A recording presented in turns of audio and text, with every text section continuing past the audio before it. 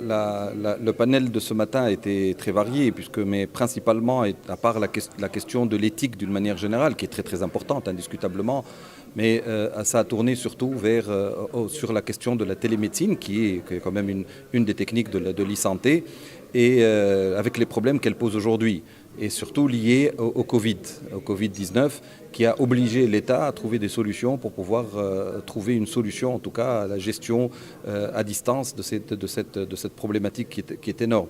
Donc le résultat de tout cela, à mon avis, c'est que je pense qu'il n'y a pas de prise de conscience des décideurs, indiscutablement.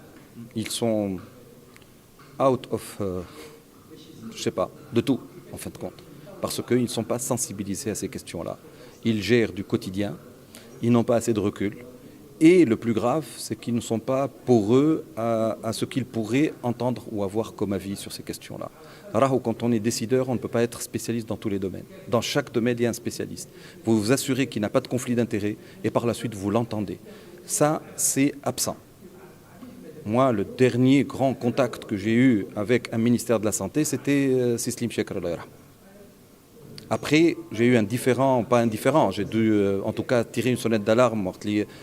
C'est Abdif qui était au ministère, mais à part, donc on s'est parlé au téléphone, mais pour le reste, rien. Absence totale. Donc comment voulez-vous qu'une personne puisse, alors que ce sont des personnes que je connais, pour ne pas dire des amis, qui sont passés au ministère. Donc les prises de décision ne sont pas faites sur la base d'un avis qu'on entend et qui pourrait éclairer la prise de décision réelle. Donc ça, c'est un grand problème. Donc il y a un problème d'ordre législatif, disons. C'est ça le deuxième problème. C'est que je l'ai dit et maintenant je suis de plus en plus convaincu et ça me fait mal de le dire. Ça me fait mal de le dire. Je dis, moi, constitutionnaliste, juriste, parce qu'il ne faut pas oublier que c'est ma spécialité première. Quand je dis que mon constat